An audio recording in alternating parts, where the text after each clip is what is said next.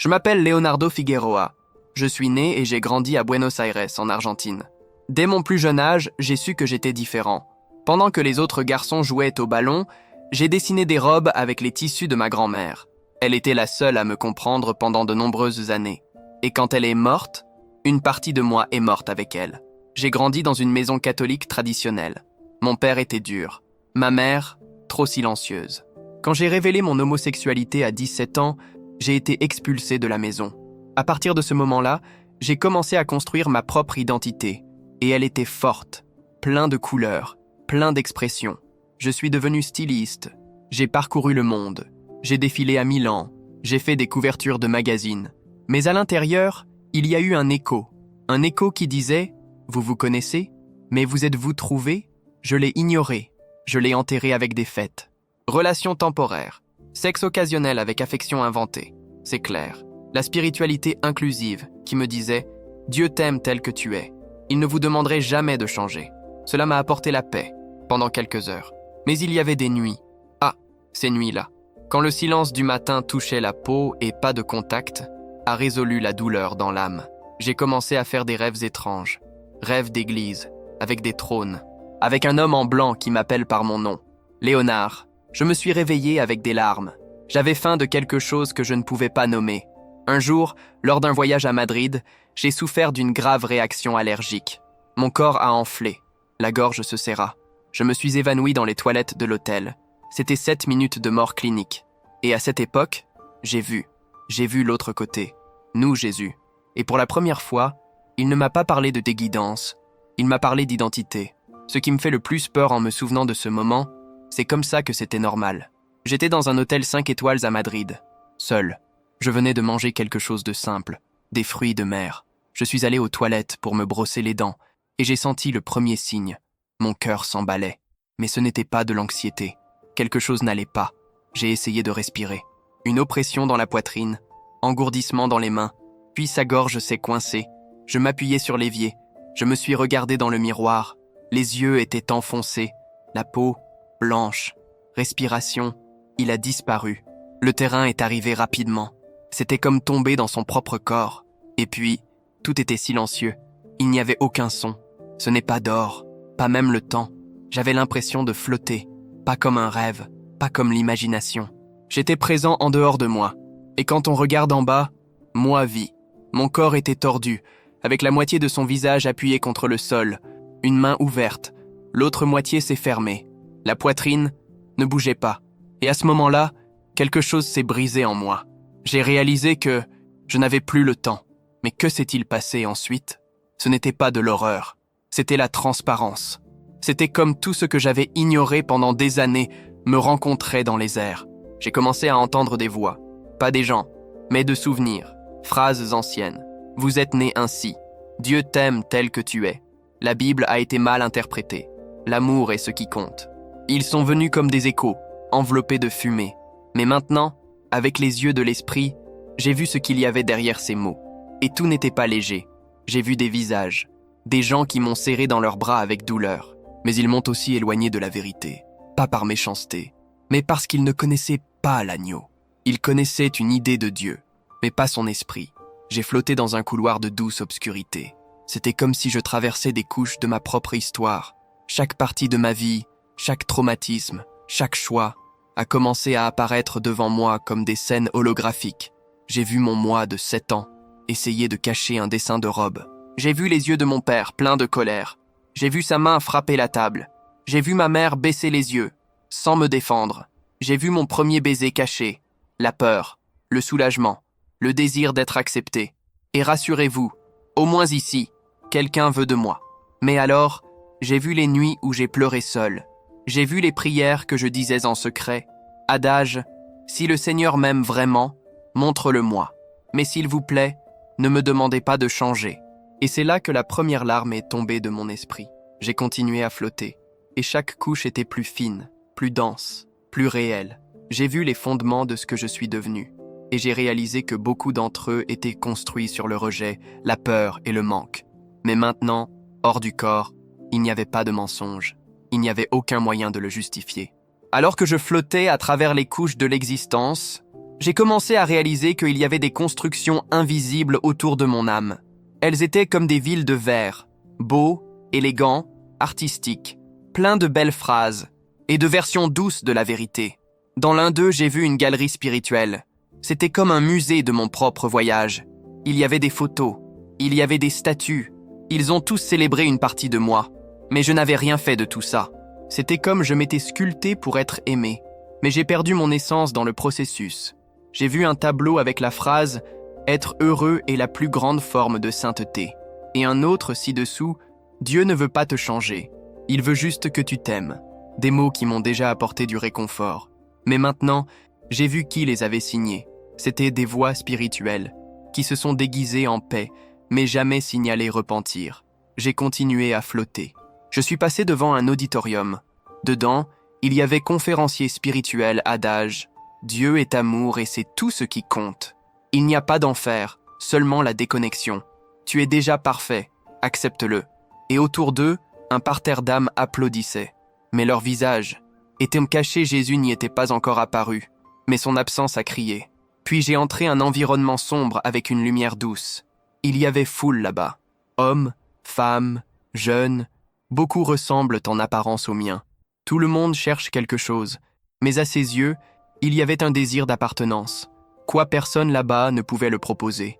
Un jeune homme s'est approché de moi et m'a dit « Ici, nous sommes libres. Il n'y a pas de jugement ici. Ici, tout le monde s'aime. » Mais quand il a touché mon épaule, un frisson parcourut mon âme.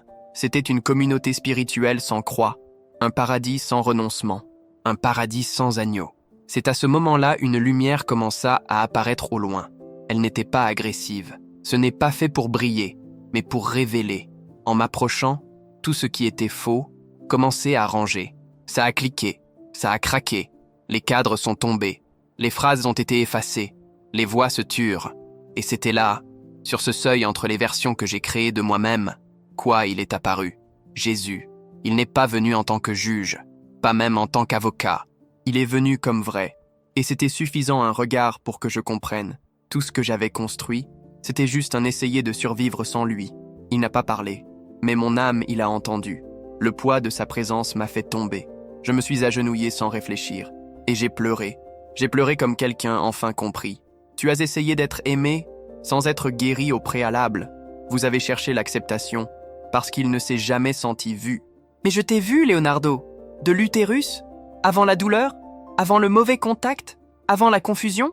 Et c'était là, devant sa présence, que j'ai commencé à comprendre ce que cela signifiait être libre. Devant sa présence, les mots n'étaient même plus nécessaires.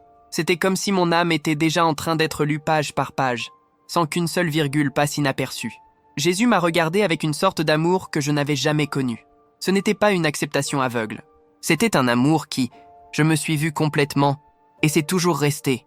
Il était sain, c'était pur, c'était vif, parce que ça ne me permettrait pas de justifier quoi que ce soit. Il m'a emmené devant un miroir, mais ce n'était pas comme les miroirs sur Terre. Cela reflétait l'âme. Quand j'ai regardé, je n'ai pas seulement vu Leonardo. Nous les voix qui m'ont construit. Le rejet de mon père, le silence de ma mère, les mauvais contacts dans l'enfance, la recherche de protection, l'idéalisation de l'affection. J'ai vu tout prendre forme d'identité. J'ai vu la douleur se transformer en désir. J'ai vu le manque devenir un drapeau. J'ai vu le traumatisme se transformer en conviction. Jésus m'a touché la main. Et il dit, « Ce que vous avez vécu était réel. La douleur était réelle. L'abandon était réel. Le mépris, les abus, le vide. Tout cela était réel. Mais votre identité, il n'est pas nécessaire que cela naisse de la douleur. » Et puis, il m'a emmené dans un domaine spirituel. Il y avait des milliers de personnes à l'intérieur, le tout avec des visages familiers, des hommes et des femmes qui, comme moi, ils, elles, eurent construit votre sexualité plutôt que vos expériences.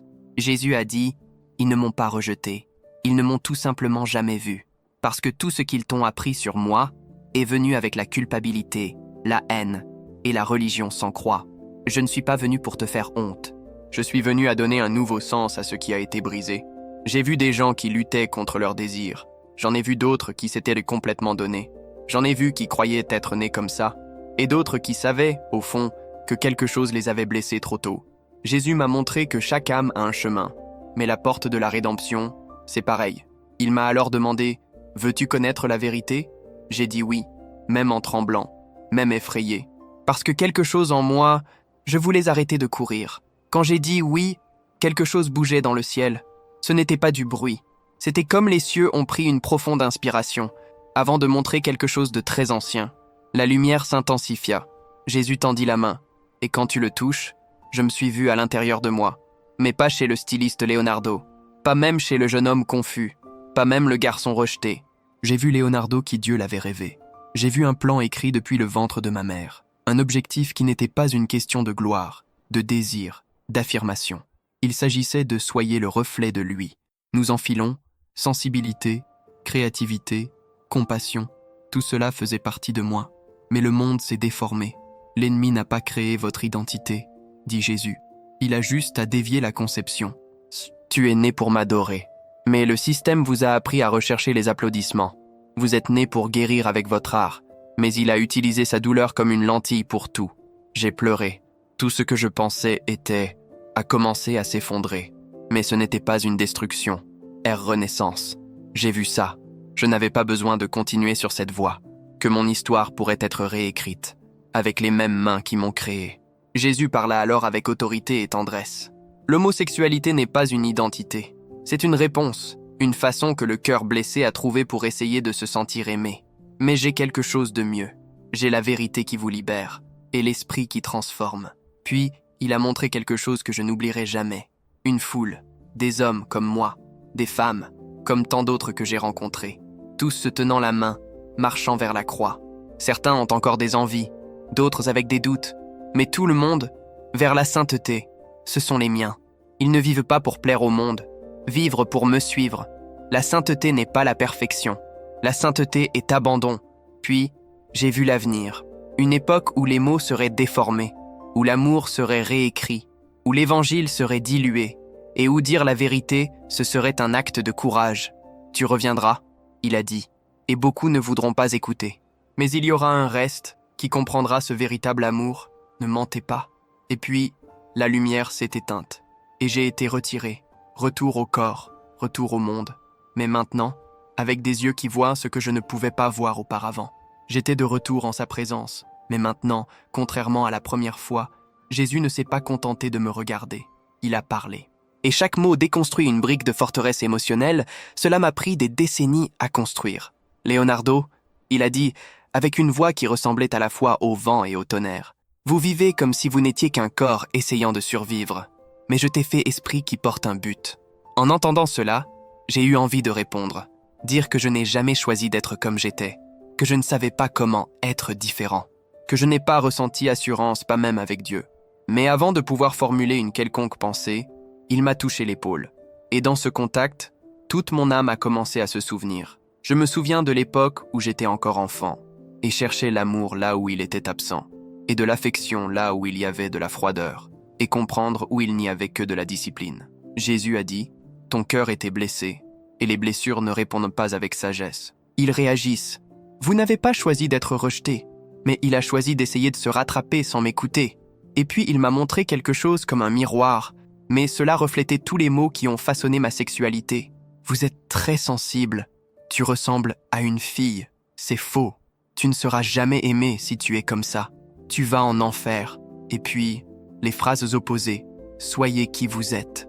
L'amour est l'amour. Tu es né comme ça. Dieu t'aime exactement tel que tu es. Jésus m'a regardé avec fermeté et compassion. Ces phrases ressemblaient à encre appliquée sur un dessin original. Le problème n'est pas le désir. Le problème est ce qu'ils vous ont appris à en faire. J'étais silencieux. La vérité m'a traversé, comme si mon cœur était restauré chirurgicalement. Et Jésus continua. Vous croyez que vous étiez celui que le monde vous disait que vous étiez, mais je t'appelle toujours par le nom que le Père a écrit. Il m'a ensuite montré mon nom spirituel. C'était comme une flamme en lettres vives. Un nom qui portait dignité, but, force, mais aussi des missions. La sexualité n'est pas un péché, mais fais du désir ton Dieu, ouais. Je ne suis pas venu pour changer ce que tu ressens. Je suis venu guérir d'où cela vient.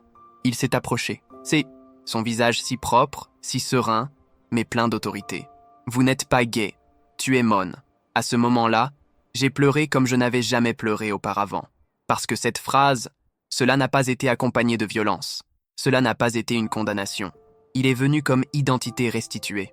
Toujours devant lui, j'avais l'impression d'être dans un processus de reconstruction invisible.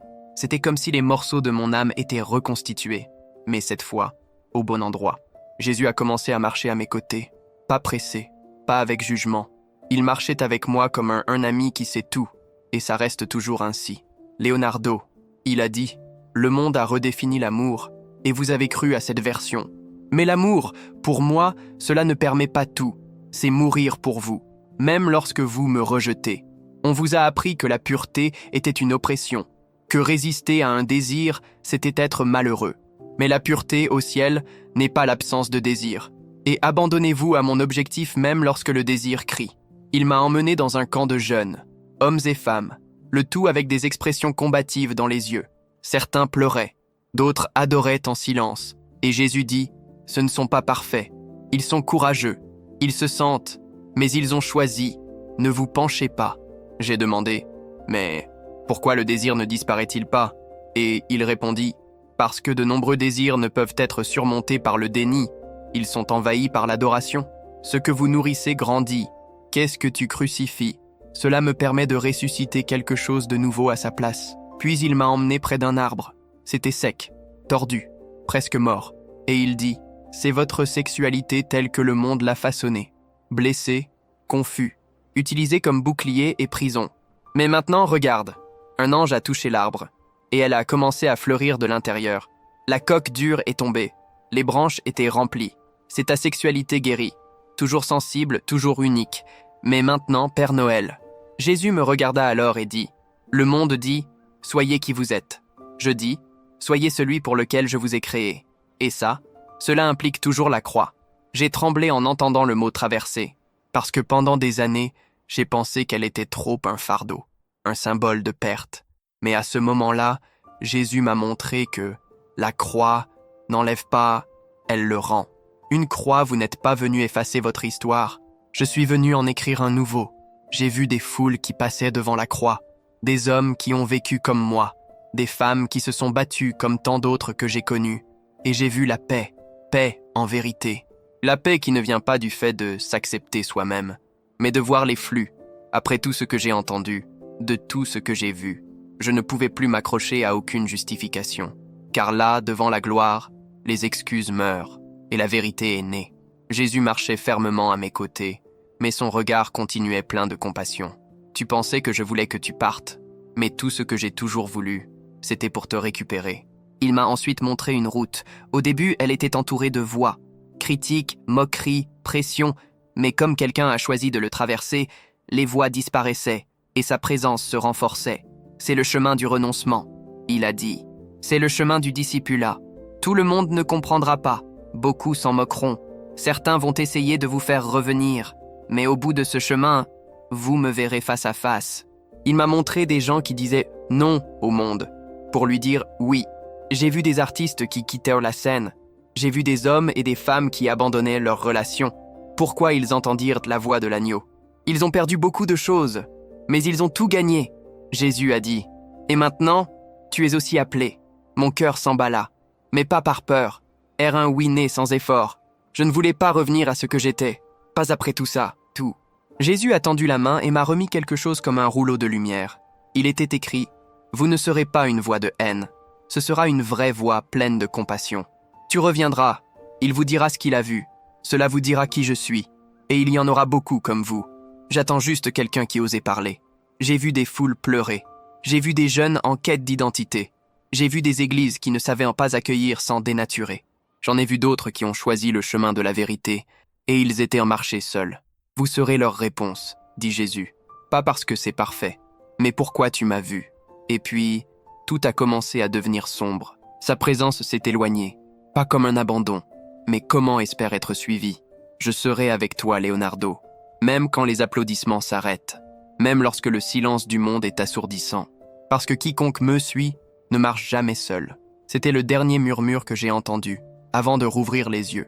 Quand la présence de Jésus commença à s'éloigner, je pensais que l'expérience touchait à sa fin.